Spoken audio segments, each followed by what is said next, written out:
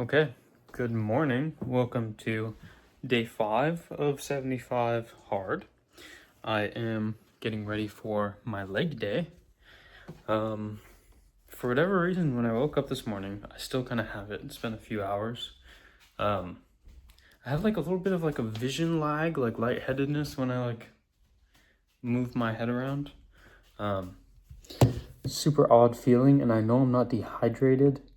I didn't sleep the best last night. I don't know if that has anything to do with it. Yeah, so just feeling a little strange, but I'm gonna show up, gonna hit legs regardless. Might not be the craziest leg day. My hamstrings are still a little sore. Quads and hips feel pretty good though. So yeah. Don't know if I have any crazy thoughts. Doing good on water consumption so far.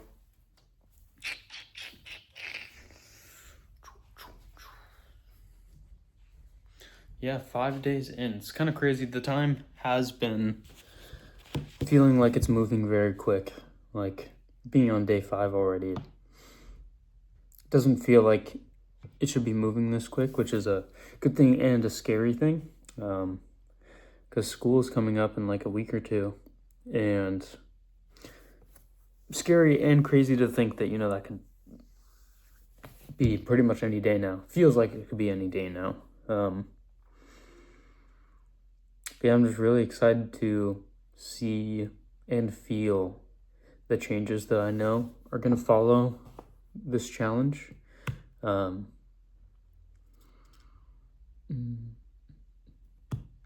I finally charged up my little clip-on microphone that connects to my phone, so I might be able to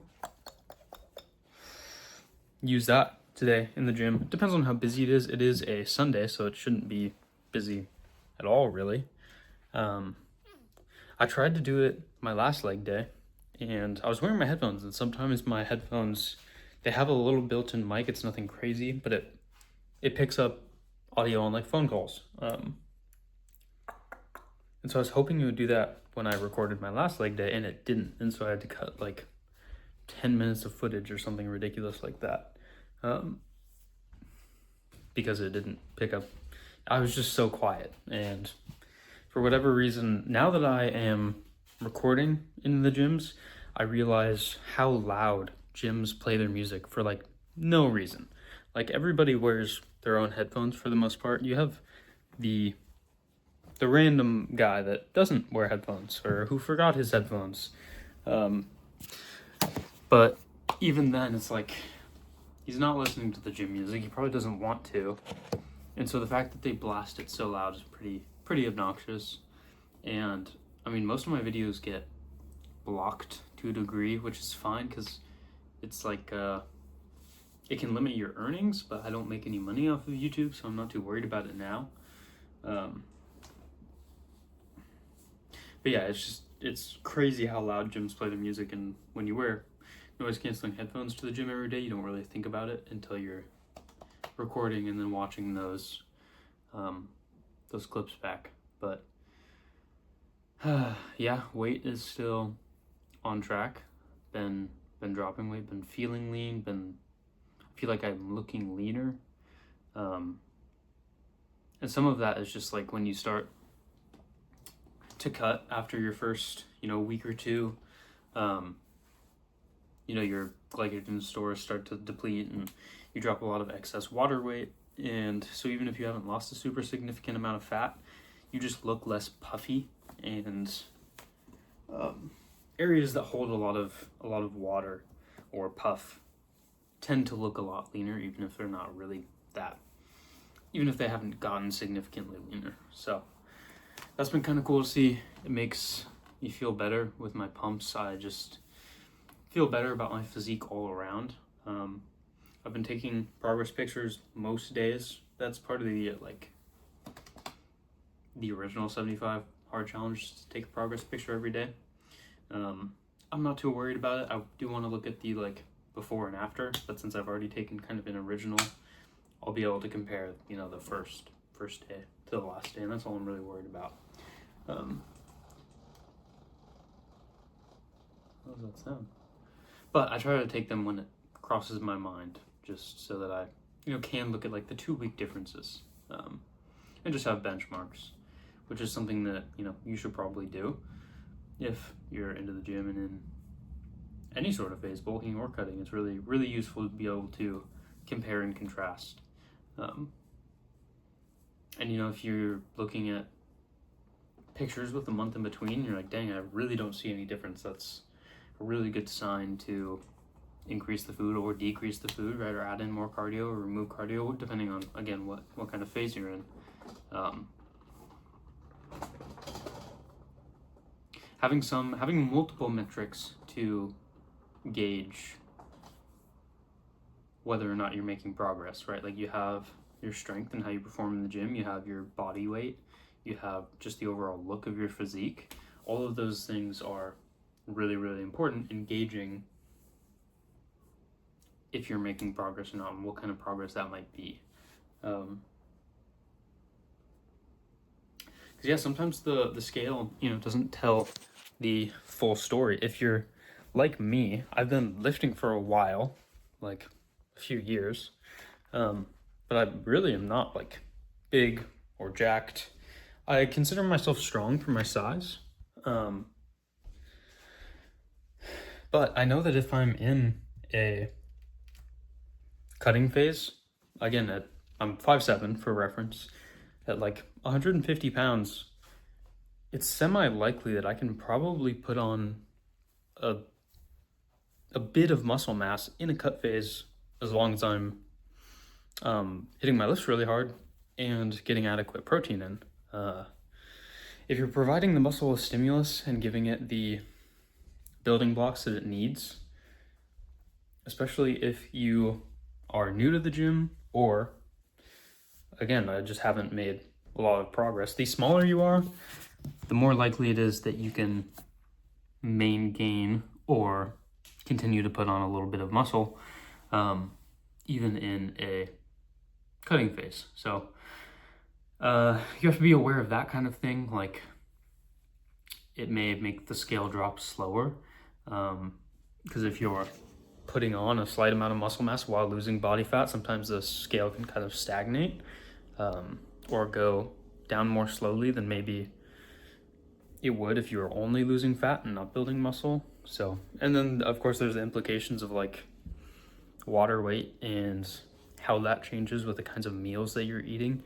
Even if, you know, you go out to eat one day and you stay within your macros, but the meal that you have is really high in sodium, you might weigh 2 pounds more the next day because all that sodium caused your body to retain all the water that you had.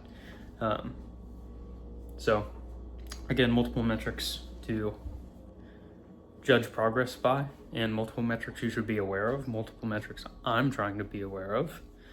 And yeah, I think that's all I've got. I will see you in the gym, hopefully to crush a leg day.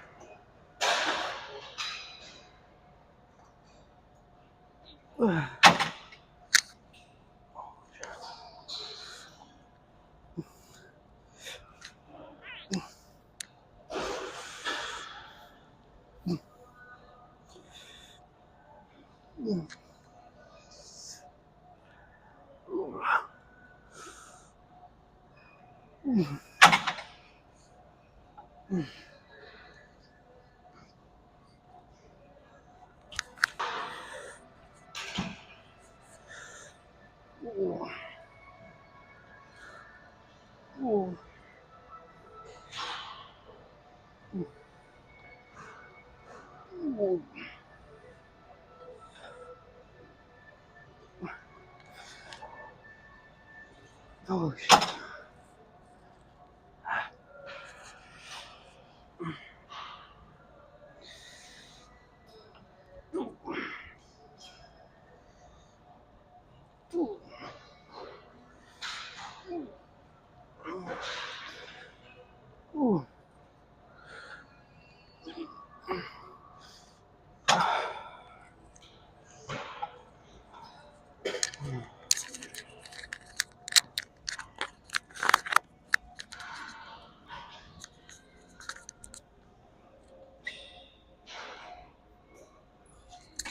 Okay, so the last time I trained legs, I think I ended up having to cut out all of the audio where I explained why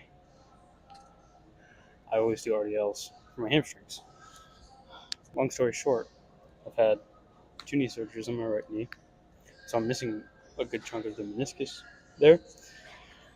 And leg curls, no matter what variation, whether it's like a seated or a laying leg curl, put a certain amount of like stress. It's kind of like the way the force is applied on the joint basically makes bone on bone contact. And so it's the most uncomfortable variation of RDL work. Now, I really wanted to get back in to being able to do leg curls. I don't even know if it's something that I can work back into, if it's something that my joint will ever be able to handle, or if there's just a specific type of stress that is put on the joint in this movement pattern and with my injury that is just going to always make it ridiculously painful. Because on a lot of movements I have various levels of pain or discomfort just having 2 knee surgeries and having a lot less cartilage than I probably should. But this is very different. This isn't like a mild discomfort. This is like literal. I can feel my bone making contact and all that excess friction. So, whew. Another thing that I've even thought too is even if I could just do really heavy leg curls in a very lengthened position, literally like a quarter movement, like that range of motion. If I can get a worthwhile stimulus out of that, it might be worth it, because the ultimate movement of a leg curl, your quad almost acts as the tricep just in your leg, and the hamstring is almost like the bicep, but the hamstring is responsible for curling, and the quad is responsible for extending. All an RDL does is apply stretch hypertrophy, right, to put it plainly. There isn't really a curling aspect. The hamstring isn't performing one of its primary functions. I think that's a really big limiter as far as actually training hamstrings. So, again, just going to see if it's something that I can work back into, if it's something that my joint is ever going to be able to tolerate. Because 2 knee surgeries, lots of missing cartilage, I'm not sure that I'll ever be able to get it back to the point where I can tolerate full range of motion leg curls. give it a rip, gonna give it some experimentation.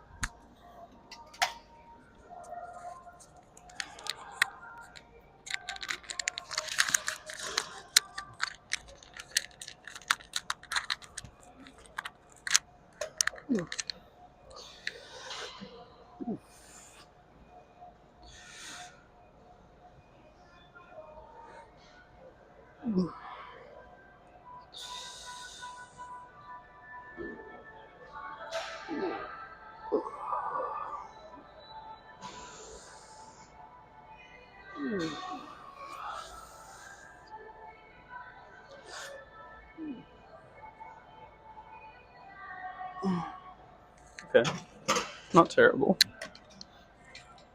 Definitely uncomfortable.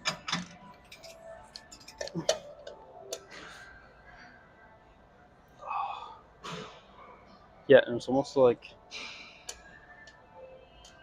my muscles are so now used to not performing in that range of motion that they don't even really want to try. Ooh. So this might be a really, really long journey of progression, and I can already feel some pain starting to set into that joint.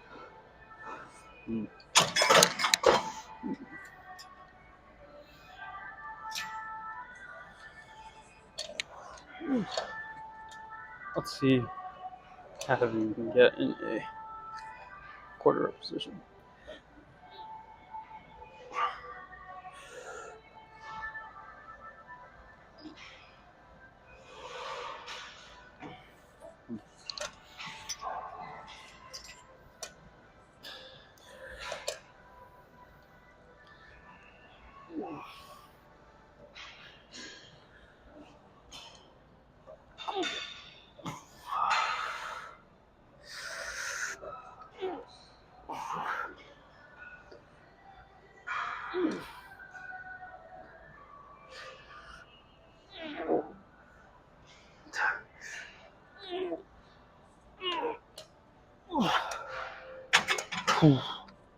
You know, hold on. Maybe. All things considered, I'm actually really happy with that. Even though that was really, really light, that felt pretty good. I didn't feel a lot of strain on my joint. That's a win. I'm gonna take that. My hamstrings are so sore from last leg day.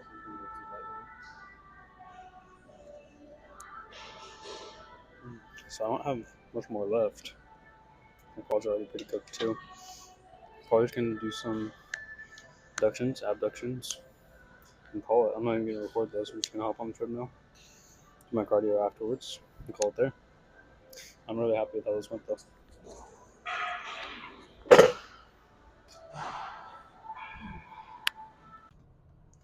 Okay, lift is done. Oh, finally have I've had this little, wow, I'm blanking. Bluetooth mic, so it's just got a little USB-C thing that plugs into the charger on my phone and connects to the microphone. It is kind of an awkward shape. I was trying to kind of, scraped my bumper. That was great. Low car problems. Trying to figure out how to position it in the gym to where it doesn't like roll around a bunch, because when it does, the little filter can just like scrape against my shirt or something and makes it sound all fuzzy. But I guess I see why Sam Sulek wears a hat in the gym most of the time, because he just clips his to his hat. Super convenient. But yeah, lift was pretty good. Pretty low volume, pretty easy leg day, to be honest. There's a part of me that feels a little embarrassed to be like doing my leg days pretty light, because it's that stereotype of guys not training legs. I swear I usually train my legs really hard. Again, just kind of due to circumstances, I haven't trained them in a few weeks, and combine that with a couple knee surgeries, and I just try to gently work back in. And this guy's hauling ass, going 20 over. But yeah, managed to get some leg curls in, which again have been really, really painful for me in the past. So being able to do any of those at all with a good comfort level was just super cool. Yeah, quads feel pretty good. What did I do? I did 2 sets, both legs, and then 2 additional sets of single leg, or did I do 3 sets of single leg? I don't remember. I tried to cook my quads as much as I could, just considering that I didn't do any like heavy like leg press or heavy like squatting variation. Yeah, I felt like I got a good stimulus. Again, multiple weeks of not training legs. I know it doesn't take too much to cook them. So yeah, I'm pretty satisfied all in all. Got my cardio done. That got me sweaty and disgusting. And one thing that I did forget to do was I forgot to put my Fitbit on today. So no idea what my step count is. I would guess it was probably 2,000 before my cardio, because yesterday I had like a very similar routine to today, and that's what it was when I got to the gym. So I'm just gonna kind of hold that number loosely, and I'll toss my Fitbit on when I get home and try to get an additional 8,000. I'm going to the drive-in to see Spider-Man, the new Spider-Man, for a second time with my girlfriend. So evening might be kind of full. We will see. I just might have to get my steps in like pretty late, which isn't the most ideal thing, but definitely isn't a huge deal. But what else?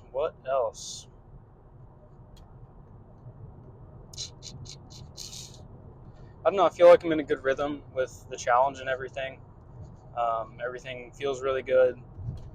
Besides that weird like dizziness that I had this morning, which has mostly gone away,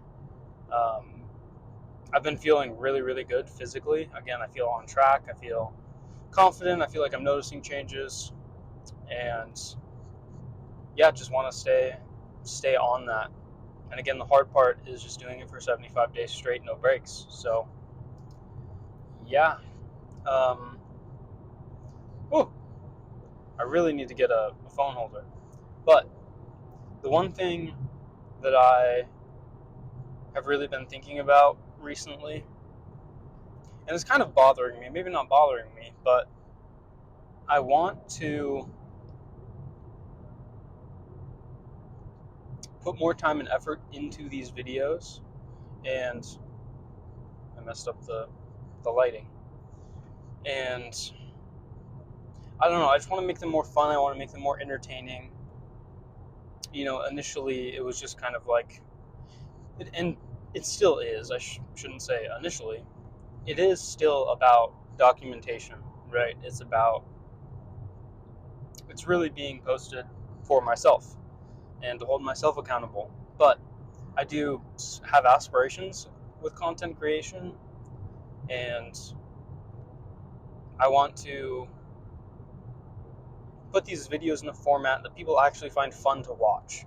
And I'm just trying to be real with myself that the format that I'm currently doing it in, where I wake up and I'm like, okay, welcome back to this challenge.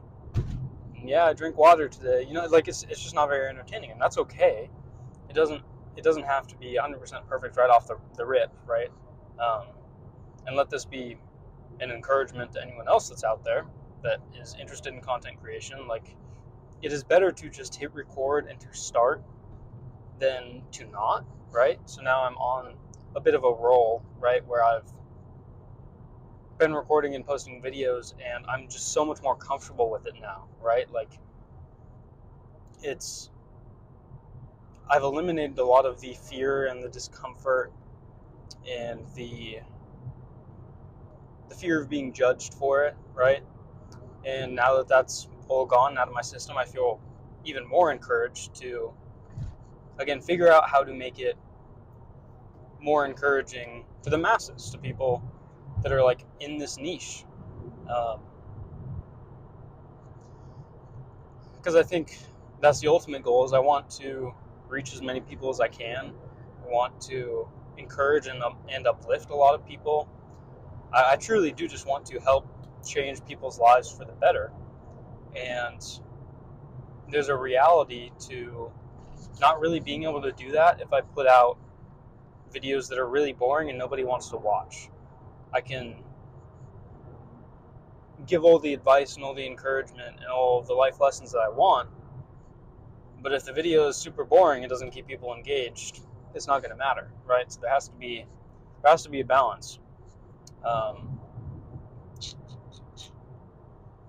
So yeah, that's what's been on my mind recently, and so I'm hoping to kind of spice up these videos in the next few days.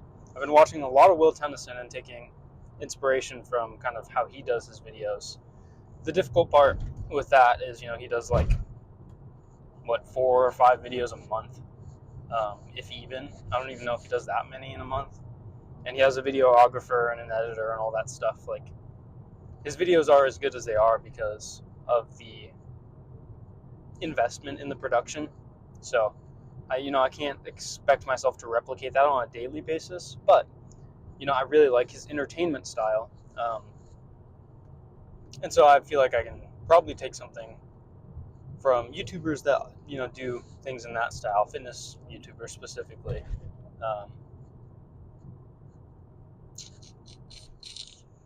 And it's really hard because I think about the limitations of a daily upload schedule.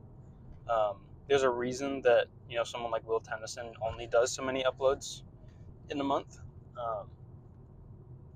and Sam Sulek was a great blueprint for success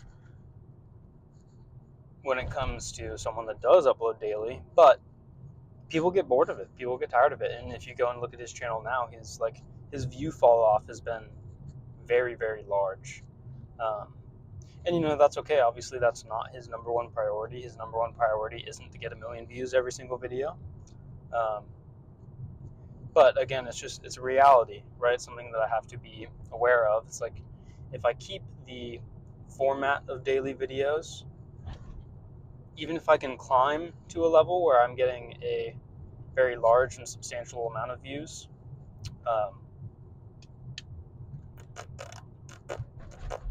eventually that's going to fall off, because you can't upload the same thing every single day and expect people to stay interested. I think right now it's more about the reps. It's about doing it as many times as possible to build the skills and get the practice in as quickly as possible. And so it's very likely that I will have to change my style later on. I don't think I can stick to a daily upload if I want a career in content creation. But yeah, I'm totally rambling. I'm sure this is super fun and interesting to watch. So who knows? Maybe my style will change very heavily after I finish 75 hard, and maybe then is when I will depart to a different style of content, or a different upload schedule, I guess I should say. But for now, it'll be a fun challenge to kind of see how I can spice up something like this. Anyways, all that to say, I'm feeling very good about the challenge. I'm feeling very good about the direction it's moving my life in, and the direction it's moving my physique and my mindset in. All good things. And the next step is to just do my best to entertain people and provide value to people that watch. So if you are watching this and you stayed till the end, thank you so much. Leave a like, leave a comment.